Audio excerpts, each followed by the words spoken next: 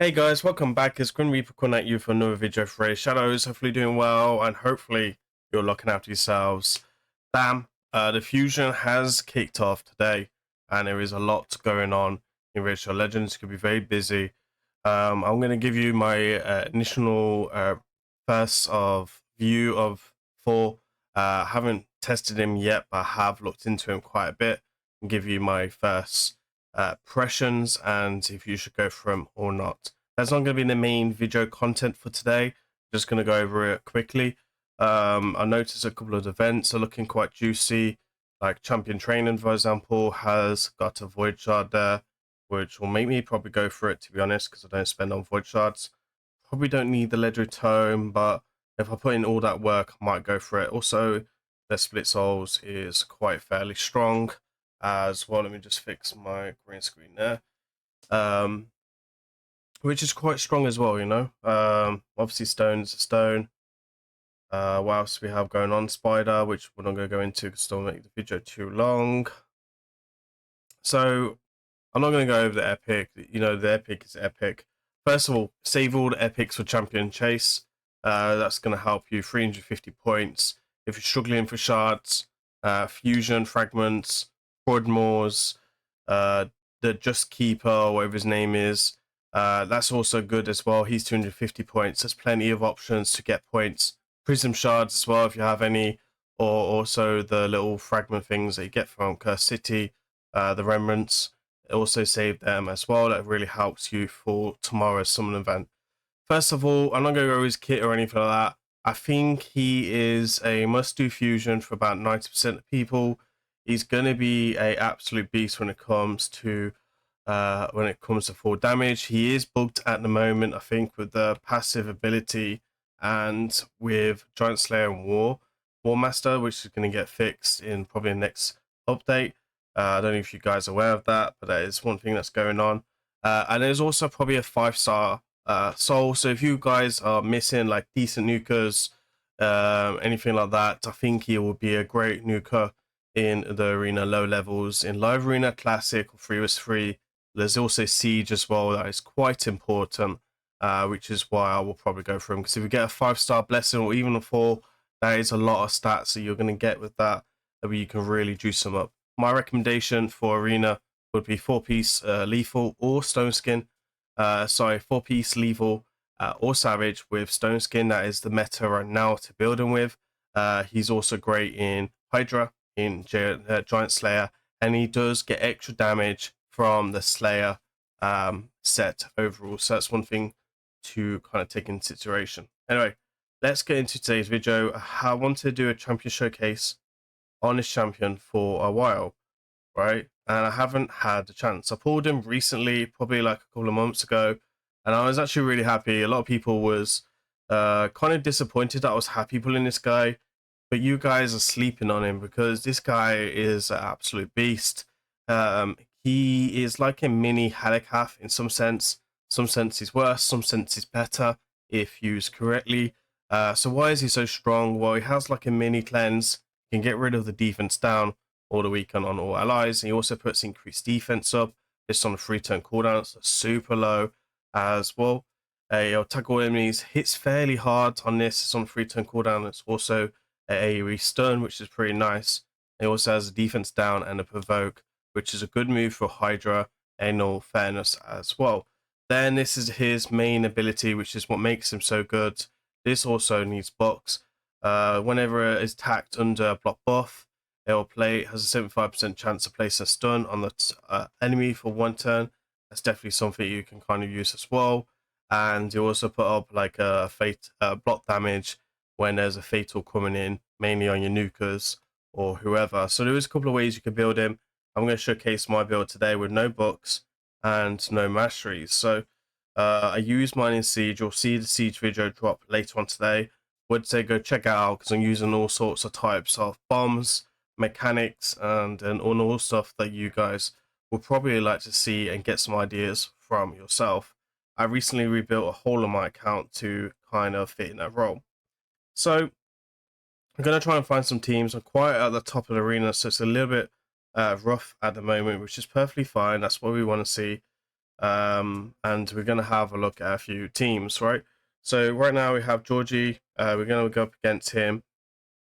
We got a UDK, etc. We're in full stone skin, and we're going to try our best here.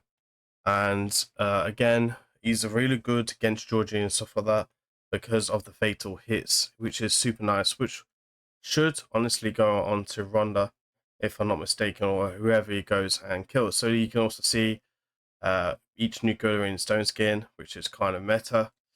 I'm actually going to open up with the A2 because to get rid of Georgie because he's under veils. We kind of hope to see him in. We've had our stone skin removed by Abyss on Duchess and Godfrey. I think he always protects a lead, which is perfectly fine with me because we do have the lead coming in there, and then we're going to have Abyss coming in doing her stuff, and we're just going to allow him to do this. Now, it's not about case of trying to beat him or anything like that. We just want to showcase his champion and what he can add. So obviously increased defense is really good. Has really good synergy within Harmony if you don't have Sifi as well. Allows her to give her the increased defense to do more damage. And you could do like a type of accuracy build. And I've definitely recommended that a few times as well. We're going to try and kill Abyss there. We get a bit short. So you can see there that we get the block damage on the fatal hit went on to Ronda, which got her frozen, unfortunately, from Tormund. There's nothing I can do about that, though. But you can see the utility there that saved me from dying from Georgie. And then his passive will be on cooldown slightly, which will be like so, which is perfectly fine. It's a shame we can't actually go ahead and put him on cooldown, but hey ho. And then hopefully get some kills in there, which we do. So just goes ahead and gets frozen somehow. I don't know how she got frozen there, but maybe it's because of shield or something. I don't know. And you can see here, like, obviously he's going to win this, but these are not my best build champions. Only one that's really foully built is UDK. Duchess is a second Duchess, which is not my strongest gear.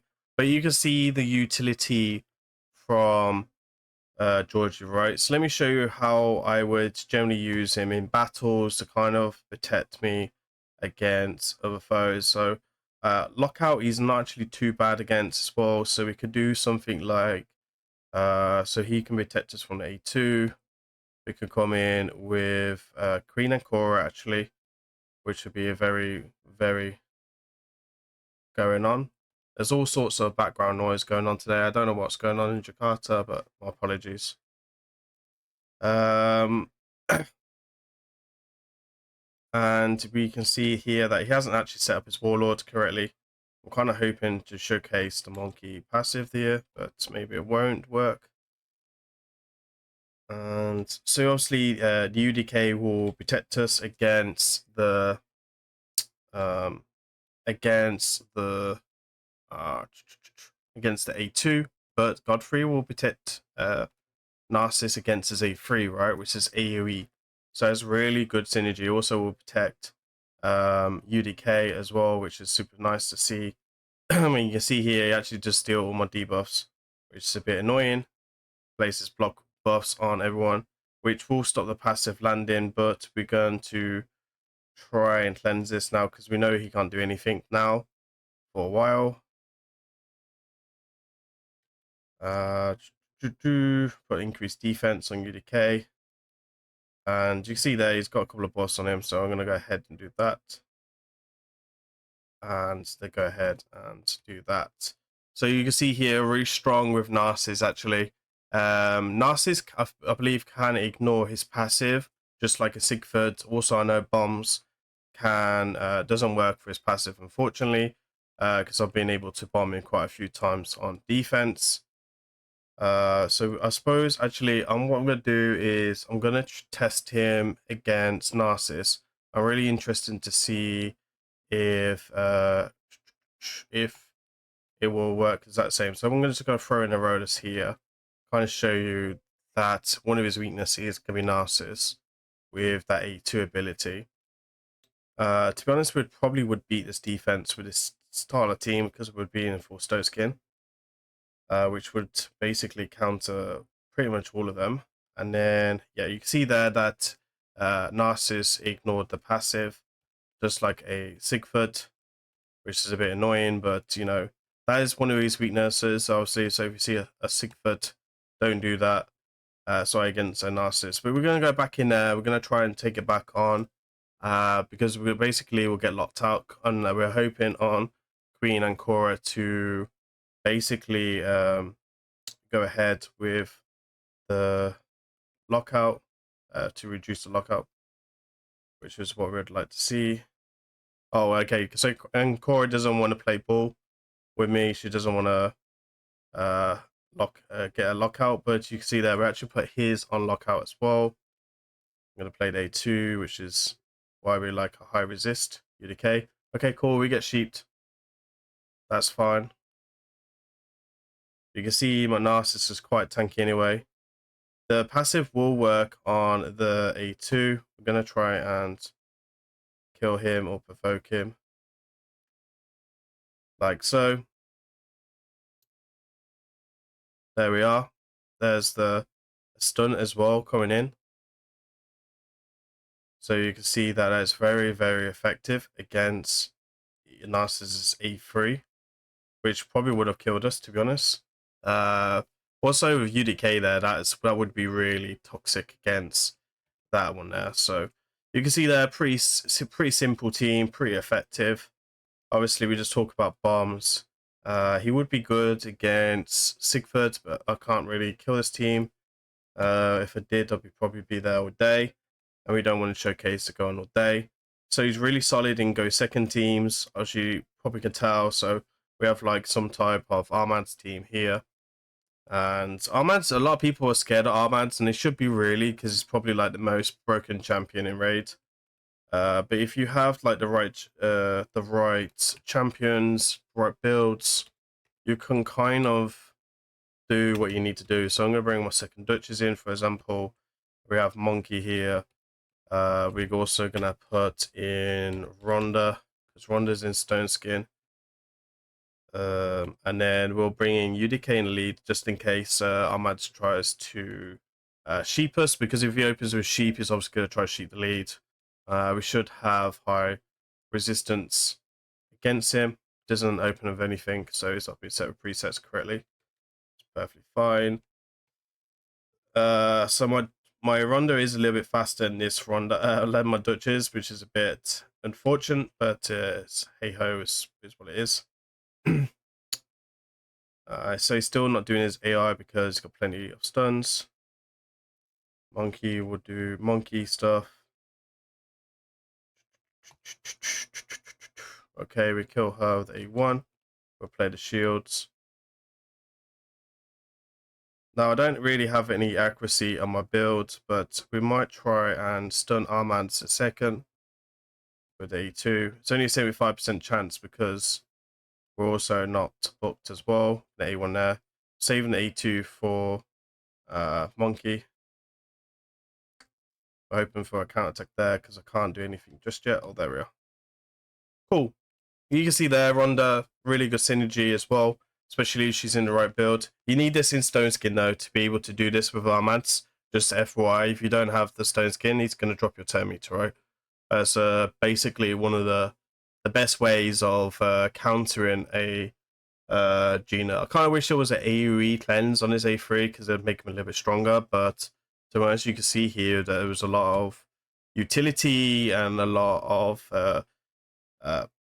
I suppose he's just a good overall champion in Raid, right? Because he's great against ally attack as well. So we've got this one. I'm actually going to bring my other Duchess in for this one because my other Duchess is faster and we don't need the stone skin. So we'll come in, we'll drop you. I think we'll actually go double nuker. So who else is in stone skin? The Narcissus is in stone skin. Should we could just go Warlord? Because you don't really need the UDK all the time with him. With his passive ability, it's super cool overall. And the lockout would be quite effective. Obviously, Lady M's going to do Lady M things. Doesn't do anything anyway to us. We're going to do the A3. Now, I like him quite slow because he's in triple piece of reaction. That's mainly against Georgie, right? You can make him faster as well if you want him to be more of a like a CC champion or to work with in Harmony as well. Which you can see here, he still hasn't took his turns. He's still got his triple reaction overall. We can just open up the A2 here. So we get the stun on Torment. We'll just kill her because she's going to revive. Oh no, she's locked out, sorry. Try to get a ally attack. We'll make this the last fight. I don't want to make this too long. Hopefully your sieges are going really well. It looks like we've won our 4th siege in a row. Obviously, we don't want to speak too early.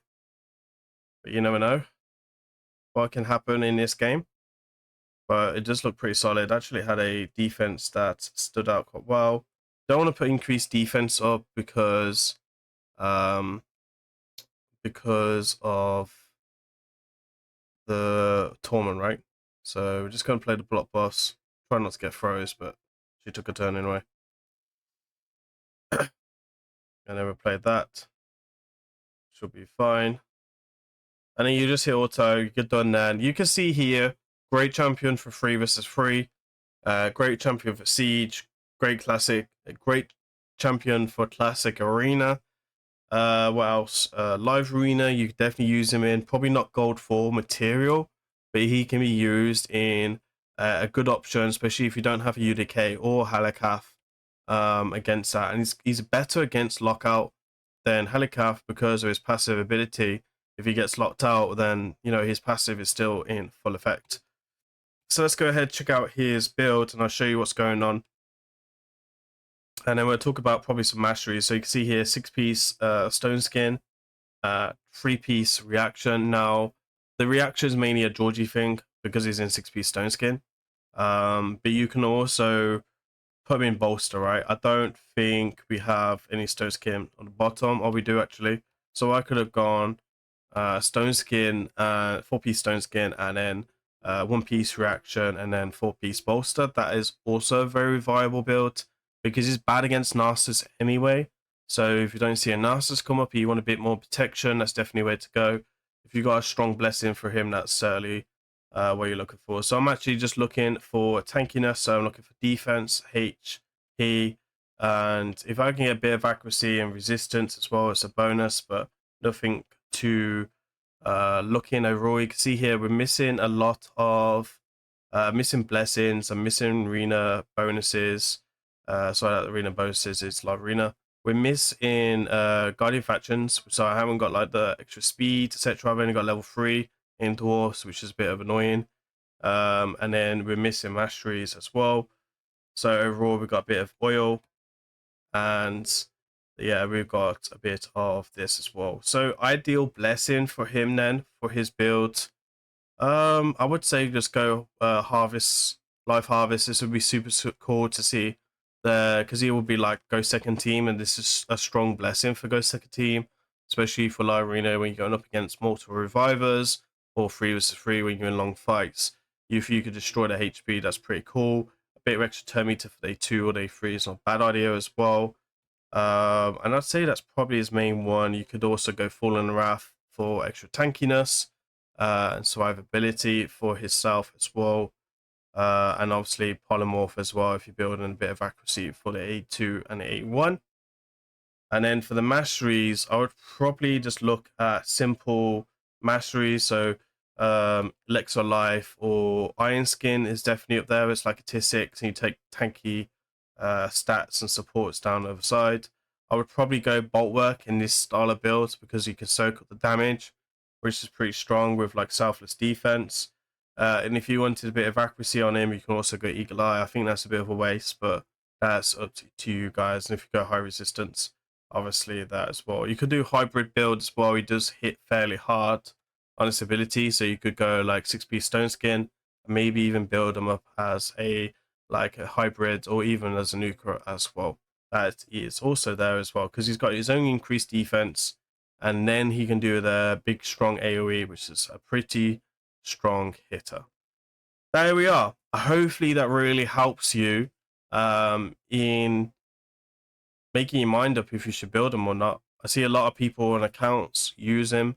I see a lot of people throwing in the vaults and just sleep on him. And I'm like, why? He's so strong. So definitely an underrated champion overall. Let me know down in the comments, what do you guys think about our, I suppose, budget version of UDK or budget version of Helikath? And do you guys like him? Do you use him?